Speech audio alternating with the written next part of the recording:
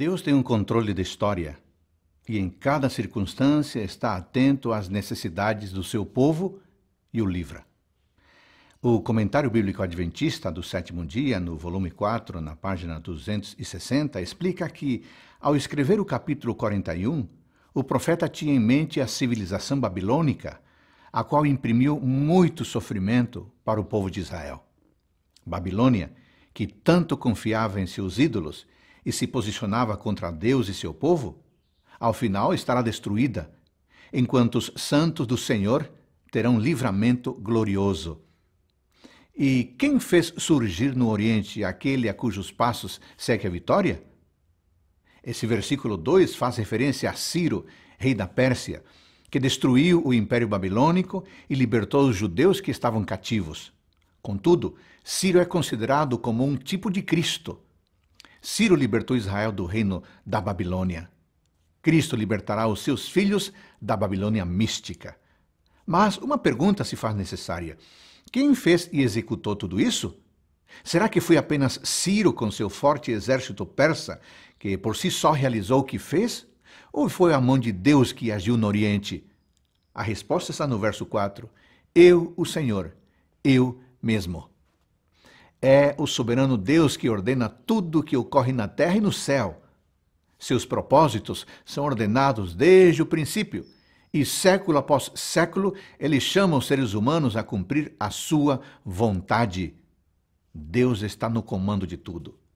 O Senhor escolheu Israel para ser seu representante na terra, versículos 8 e 9.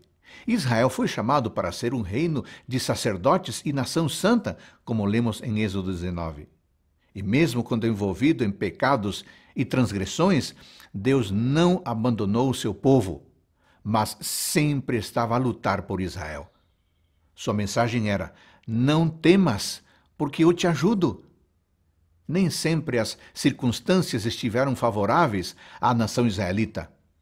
No contexto de Isaías, o reino do norte havia sido destruído pelo poder militar da Assíria e havia indícios de que Judá também não resistiria.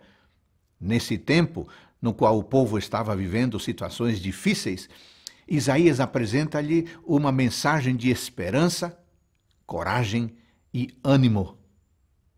Em todo o tempo, o povo de Deus enfrenta agruras e dificuldades. Talvez sua vida esteja semelhante às circunstâncias de Israel, no sentido de que situações do seu dia a dia parecem não ter uma solução. A boa notícia é que o Deus que no passado cuidou dos seus filhos é o mesmo que afirma hoje: eis que estou convosco todos os dias. Sim, Ele é Emanuel, Deus conosco. Ele é Deus contigo. É Ele quem afirma: eu te tomo pela mão direita e te digo, não tenhas medo, pois eu te ajudarei. Versículo 13.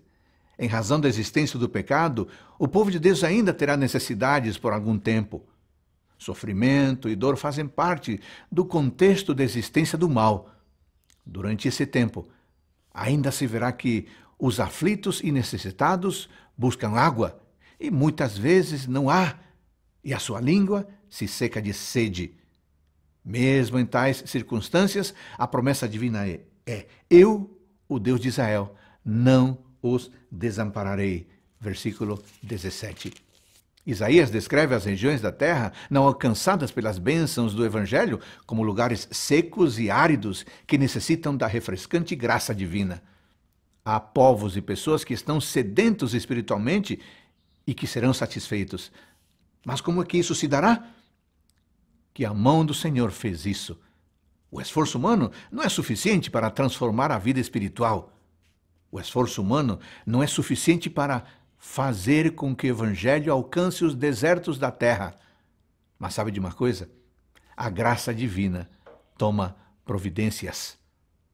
Para o antigo Israel, o Senhor contou com a disposição de Ciro em ser seu instrumento de libertação. Ciro se deixou ser usado pelo Senhor, e Israel foi libertado por aquele que pisa magistrados como lodo e como oleiro pisa o barro. Verso 25. Em Cristo, o atual Israel espiritual encontra aquele que tornarei os corações desertos, diz ele, em açudes de água, e a terra seca em mananciais. Verso 18. que pela graça do Pai, o Deus do Antigo Testamento seja o nosso Deus sempre. Amém.